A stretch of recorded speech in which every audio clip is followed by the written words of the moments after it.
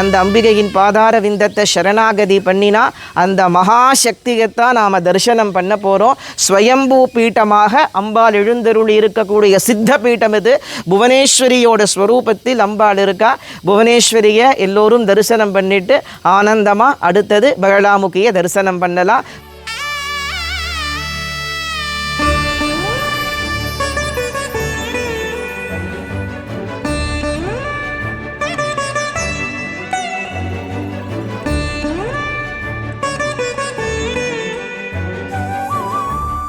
தசமகாவித்யா சந்நிதியில் ரெண்டாவதா 7வது மகாவித்யா சந்நிதியாக விளங்கக்கூடிய பகலாம்பிகையோட சன்னிதானத்துக்கு வந்திருக்கோம். ரொம்ப அதிவிசேஷமான மூர்த்தி, அதாவது ஸ்தம்பன சக்தியாக விளங்கக்கூடியவள் பகலாமுகி. மகாவிஷ்ணுவினாலே உபாசிக்கப்பட்ட மூர்த்தி சாட்சாத் பகலாமுகி தான்.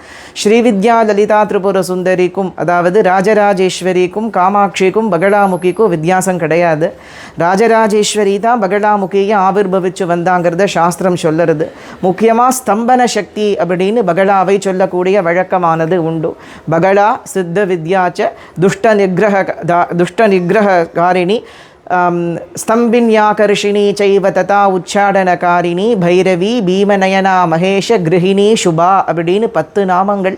இது 10 நாமங்களை எவன் டெய்லி சொல்கிறானோ அவன் தேவி புத்திரனாக இருக்கான் அப்படின்னு தந்திரசாஸ்திரம் சொல்லறது. பகலா சித்த வித்யா துஷ்ட நிகிரகாரிணி ஸ்தம்பினி ஆகர்ஷினி உச்சாடனகாரிணி பைரவி பீமநயனா மகேஷ கிருஹிணி சுபா அப்படின்னு 10 நாமங்கள். அதை சொல்கிறவா அத்தனை பேரும் தேவியின் புத்திரர்களாக இருக்கான்னு சொல்கிற காரணத்தினாலே சமஸ்த மகாவித்யா மூர்த்தங்களுக்கும் ஆதார மகாவித்யாவும் பகலாமுகி இருக்கா. சர்வத்திற்கும் ஆதார மூர்த்தியாவும் அனுகிரகிக்கக்கூடிய மூர்த்தியாவும் கருணா கட்டாட்சியாவும் சாட்சாத் பகவதி பகலாமுகி தானே இருக்கா. ஒரு சமயம் லோகத்திலே ஒரு பெரும் புயலானது சிருஷ்டி சமயத்திலே ஒரு பெரும் புயலானது உற்பத்தியாகி வந்த சமயத்திலே பகவான் என்ன பண்ணினார்னு கேட்டாக்க அவருக்கு அந்த புயலை அடக்கிறதுக்கு முடியலை. அந்த காரணத்தினால என்ன பண்ணினார், சௌராஷ்டிர தேசத்தில் குஜராத்திலே சௌராஷ்டிர தேசத்திலே ஸ்ரீவித்யா திரிபுர சுந்தரிய உபாசனை பண்ணினார். ராஜராஜேஸ்வரிய லலிதாம்பாளை மகா திரிபுர சுந்தரிய உபாசனை பண்ணி பரதேவதையின் கருணா கட்டாட்சத்தினால மாத்திரம்தான் சிருஷ்டிக்கு ஏற்பட்ட இந்த ஆபத்தானது நீங்கும் அப்படின்னு சாட்சாத் நாராயணர் அம்பாளை உபாசனை பண்ணினர். அந்த சமயத்திலே ஹரித்ரா சரோவரம்னு பேர். குஜராத்திலே சௌராஷ்டிரத்திலே ஹரித்ரா சரோவரத்திற்கு கரையிலே மகாவிஷ்ணுவானவர் அம்பாளை உபாசனை பண்ண அந்த சரோவரத்தினுடைய மத்தியத்தில் இருந்து சாட்சாத் பகவதியான லலிதா மகா திரிபுர சுந்தரி, ஹரித்ரம்னா மஞ்சள் அர்த்தம், மஞ்சள் ஏரியில் இறங்கி முழுக்க மஞ்சள் வடிவத்தோட தரிசனம் கொடுத்தா. அவளுடைய ஸ்வரூபமும் மஞ்சள், அவளுடைய ஆபரணங்களும் மஞ்சள், அவளுடைய வஸ்திரமும் மஞ்சள், சர்வமும் மஞ்சள் வர்ணத்தோட தரிசனம் கொடுத்த காரணத்தினால் இவளுக்கு பீதாம்பரி அப்படின்னு பேர். அதாவது ஒரு கரத்திலே முத்கரத்தையும் இன்னொரு கையினால் அசுரனுடைய நாக்கை இழுத்து பிடிச்சுன்னு இருக்கிற கோலத்திலேயும் பகவதி இருப்பா. அதாவது வாக் ஸ்தம்பனத்தை குறிக்கக்கூடியதான மூர்த்தி. பகலாமுகிக்கு அநேக க்ஷேத்திரங்களில் கோவில் விளங்கின பொழுதிலும் கூட காஷியிலே தனியாக விசேஷமான ஒரு ஆலயமானது விளங்கிறது, காமரூபத்தில் ஆலயமானது விளங்கிறது. மத்திய பிரதேசிலையும் பகலாமுகிக்கு விசேஷமான ஆலயம் விளங்கிறது. லலிதா மகா திரிபுர சுந்தரியோட இன்னொரு ஸ்வரூபம் தான் பகலாமுகி. அப்படி மகாவிஷ்ணுவிற்கு ராஜராஜேஸ்வரியான அம்பாள் தரிசனம் கொடுத்து அந்த க்ஷணமே சிருஷ்டிக்கு ஏற்பட்ட ஆபத்தை, அந்த பெரும் புயலை அடக்கின காரணத்தினாலே இவளுக்கு ஸ்தம்பினி அப்படின்னு பேர்.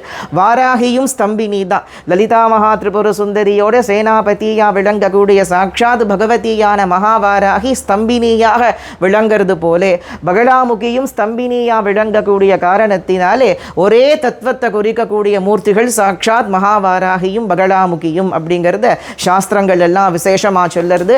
அப்பேற்பட்ட மூர்த்தி, சர்வத்தையும் கொடுக்கக்கூடிய மூர்த்தி, கேட்ட வரங்களை எல்லாம் கொடுக்கக்கூடிய கருணாமூர்த்தி. இந்த காமாக்கியா க்ஷேத்திரத்திலே காமாக்கியா கோவிலுக்கு அப்புறம் எந்த கோவில் ஃபேமஸ்ன்னு கேட்டால் பகலாமுகி சந்நிதி தான் ஃபேமஸ்ஸு. அப்பேற்பட்டதான ஒரு க்ஷேத்திரம். சித்த வித்யா அப்படிங்கிற காரணத்தினாலே சீக்கிரமாக வரத்தை கொடுக்கக்கூடியதான கருணாமூர்த்தி. மதனாசுரன் அப்படிங்கிற அசுரனுடைய நாக்கை தான் இழுத்து பிடிச்சு பகவதியானவள் அறுக்கிற கோலத்திலே இருக்கா. ஏன்னாக்க அந்த அசுரன் எதை சொன்னாலும் அது பலிச்சுடுமா.